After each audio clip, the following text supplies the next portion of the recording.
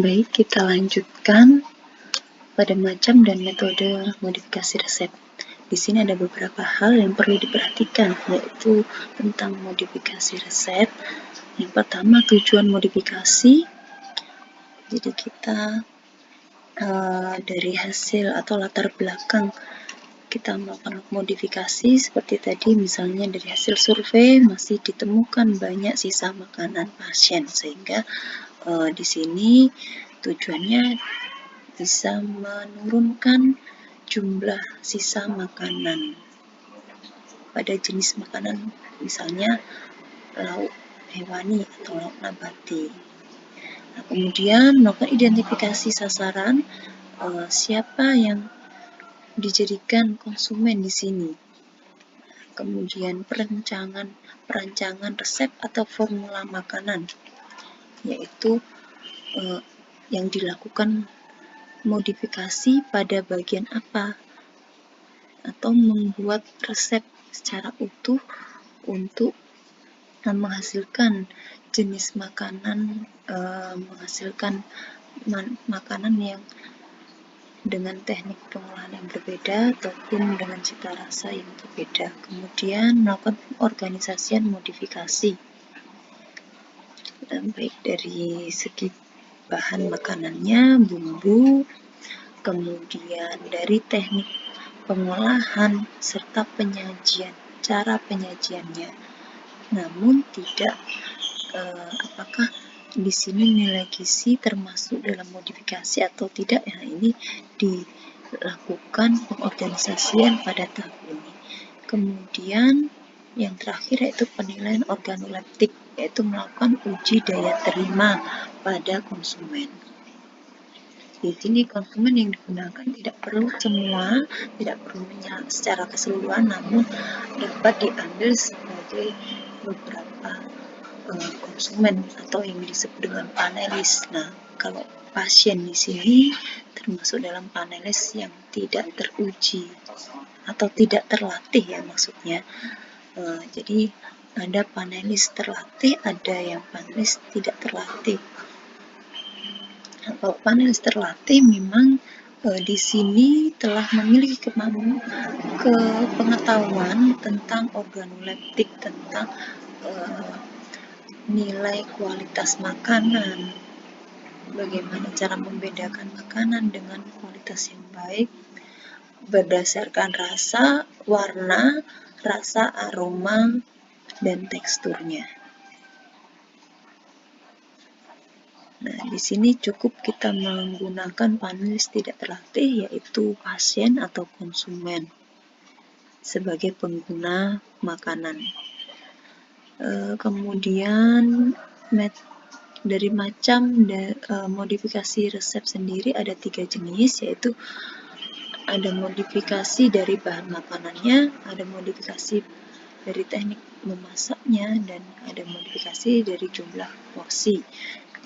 Dari modifikasi bahan makanan berarti dari bahan makanan yang ada di resep itu ada yang diganti, atau di penggantiannya pun juga bisa dari berdasarkan jumlah penggunaannya ataupun dari jenis bahan makanannya diganti dengan bahan makanan yang serupa. Dan yang kedua yaitu dengan teknik memasak. Nah, ini teknik memasak yang awalnya digoreng bisa dilakukan dengan teknik lain, misalnya di steam atau dilakukan pemanggangan atau di oven. Nah, di sini selain teknik memasak bisa juga dalam modifikasi jumlah porsi. Jumlah porsi yang diberikan pada pasien, karena pada penilaian pasien tidak hanya cita rasa biasanya, tapi kepuasan secara fisik. Nah, secara fisik artinya pasien merasa puas, merasa kenyang, sehingga bisa dinilai makanan yang disediakan ini cukup. Kemudian langkah-langkah dalam modifikasi resep. Yang selanjutnya, pada modifikasi resep ini, langkah pertama kita melakukan pengambilan satu resep yang akan dimodifikasi. Kemudian dipelajari resep tersebut, apa yang perlu dilakukan modifikasi, entah itu dari bahan makanannya, dari bumbunya, kemudian ataupun dari teknik pengolahannya, teknik persiapannya, kemudian bahan tambahan makanan yang ada di dalam makanan tersebut, kemudian mungkin bentuk potongan bahan makanannya itu juga bisa menarik minat dari pasien atau konsumen untuk mengkonsumsi, kemudian ataukah alat yang digunakan perlu dilakukan pembaruan sehingga dapat menghasilkan makanan yang lebih baik, ataupun dengan cara penyajiannya, dengan plating bisa meningkatkan mutu dari kualitas makanan atau minat konsumen. Kemudian disusun prosedur yang akan dilakukan, apa saja hal-hal yang perlu diubah atau dilakukan pada saat modifikasi, misalnya bahan, bumbu, kemudian teknik pengolahan, dan cara penyajian. Ini diperinci, dijelaskan, direncanakan secara matang sehingga ketika mempraktekkan atau menguji cobakan resep modifikasi ini dapat dikoreksi kembali atau dilakukan penambahan ataupun pengurangan ataupun penggantian dari teknik masak maupun dari bahan makanan ataupun dari cara penyajiannya. Nah, kita melakukan checklist kembali apakah sudah baik ataupun masih perlu dilakukan uji coba kembali. Nah, setelah dilakukan perbaikan sehingga dapat menemukan resep yang paling baik, nah ini baru ditetapkan sebagai resep yang dapat disampaikan untuk institusi atau untuk kegiatan pengolahan makanan pada menu yang dilakukan modifikasi ini untuk selanjutnya, di waktu selanjutnya. Oke. Selanjutnya yaitu pengertian dan tujuan untuk penilaian cita rasa. Nah, setelah kita menemukan resep yang baik, kita tentunya melakukan penilaian cita rasa. Cita rasa ini kita bisa menilainya dari uji daya terima. Nah, uji daya terima itu kita menggunakannya dari sifat-sifat organoleptik, antara lain penilaian sensorik yaitu meliputi warna, indera penglihatan, kemudian aroma, indera penciuman, rasa, indera ini ya, perasa, pengecap. Nah, kemudian tekstur indera perasa. Jadi warna indera penglihatan, aroma indera penciuman, rasa indera pengecap, dan tekstur indera perasa. Perasa dari kulit, dari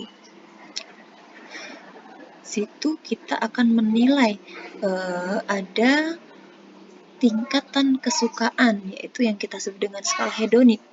Nah, misalnya yang digunakan skala hedonik ini ada sangat suka, agak tidak suka, ataupun tidak suka. Kemudian tujuan penilaian cita rasa. Nah, di sini kita akan mendapatkan produk yang diterima atau tidak diterima oleh klien ataupun oleh pasien sebagai pengguna makanan atau penikmat makanan yang disajikan. Kemudian selanjutnya di sini ada macam-macam formulir yang dapat digunakan pada saat kita melakukan modifikasi resep. Nah, itu yang pertama formulir sisa makanan. Nah, ini sebagai hasil evaluasi atau dasar kita melakukan modifikasi resep. Nah, kita mencari tahu menu mana yang perlu dilakukan modifikasi. Kemudian Setelah dilakukan modifikasi resep, kita melakukan uji coba daya terima, melakukan uji coba dan melakukan uji daya terima pada makanan yang dimodifikasi, dan formulir yang dapat digunakan yaitu lembar persetujuan oleh responden sebagai panelis dan formulir pengujian organoleptik. Selanjutnya untuk organoleptik, selain itu bisa kita lakukan uji penilaian ini yang dalam bentuk lain untuk uji organoleptik. Kemudian untuk penampilan makanan,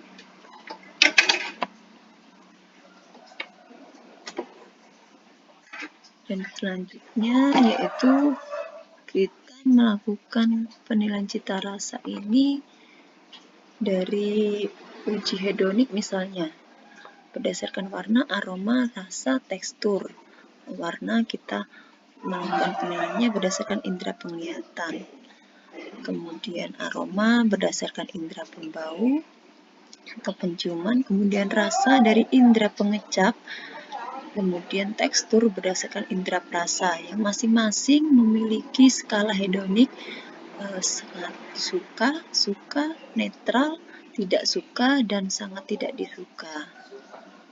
Nah, kemudian praktek modifikasi resep dan penilaian cita rasa makanan. Yang pertama, kita membuat dasar pembuatan modifikasi menu yang tadi didasarkan oleh hasil evaluasi hasil survei sisa makanan. Nah, dari survei sisa makanan kita lihat mana sisa makanan yang tertinggi di situ. Setelah itu baru kita tentukan makanan yang dapat dimodifikasi karena nilainya yang paling tinggi sisanya. Nah, biasanya untuk kategori sisa makanannya untuk yang nilainya masih di bawah 20% termasuk baik, kemudian antara 21-30% cukup baik, 31-40% termasuk sedang, nah, lebih dari 40% termasuk buruk. Nah, untuk sisa makanan sendiri sebaiknya kalau sudah mencapai 20% bisa dilakukan modifikasi resep. Nah, berarti di situ ada asupan zat gizi pasien yang kurang dari kategori cukup. Dan berikut contoh dari praktek modifikasi resep dan penilaian cita rasa makanan. Nah, yang pertama kita lakukan evaluasi sisa makanan. Di sini terdapat nilai sisa makanan yang paling tinggi yaitu makanan pokok dan lauk nabati. Nah, setelah itu kita lakukan modifikasi menu atau resep berdasarkan bahan, ukuran, bumbu, atau cara pengolahan tanpa mengurangi nilai zat gizinya ya. Kemudian kita tentukan tujuan dari modifikasi ini apa? Yaitu untuk meningkatkan penampilan serta meningkatkan rasa hidangan yang akhirnya dapat meningkatkan tingkat penerimaan pada pasien. Nah, yang pertama kita modifikasi menu lauk nabati, nah, yaitu bahannya yaitu tempe. Kemudian lauk nabati, di sini tempe termasuk lauk nabati. Bagaimana caranya untuk menarik dan memiliki daya terima yang baik tanpa mengurangi nilai gizinya? Nah, maka kita buatlah lauk nabati itu menjadi tempe katsu saus teriyaki. Nah, yang awalnya menunya yaitu tempe bacem, dibuatlah tempe katsu saus teriyaki. Oke, dari bahannya sekian, kemudian harga, dari segi harga bisa kita lakukan evaluasi berdasarkan menu asal dan menu modifikasi bagaimana kebutuhan bahan makanan, kemudian harga untuk pembelian bahan makanan, estimasi waktu, kemudian proses yang dilakukan, tekniknya yang dilakukan ini dibandingkan dengan menu asal lebih cepat mana atau lebih baik yang mana ya. Kemudian dari nilai gizinya kita bandingkan juga. Di sini nilai gizi untuk tempe bacem 13 totalnya yaitu 123,8 kilokalori. Kemudian untuk yang tempe katsu saus teriyaki total energinya yaitu 235,6 kilokalori. Dan alat yang digunakan sebagai berikut. Kemudian teknik pengolahannya untuk tempe bacem dilakukan perebusan, untuk tempe katsu saus teriyaki dengan deep frying. Kemudian untuk yang terakhir, tahap terakhir kita lakukan uji daya terima. Dari hasil uji daya terima untuk tempe katsu saus teriyaki dari segi warna, kemudian aroma, rasa, dan tekstur. Warna yang memiliki nilai paling tinggi yaitu sebanyak 40%, sangat menyukai.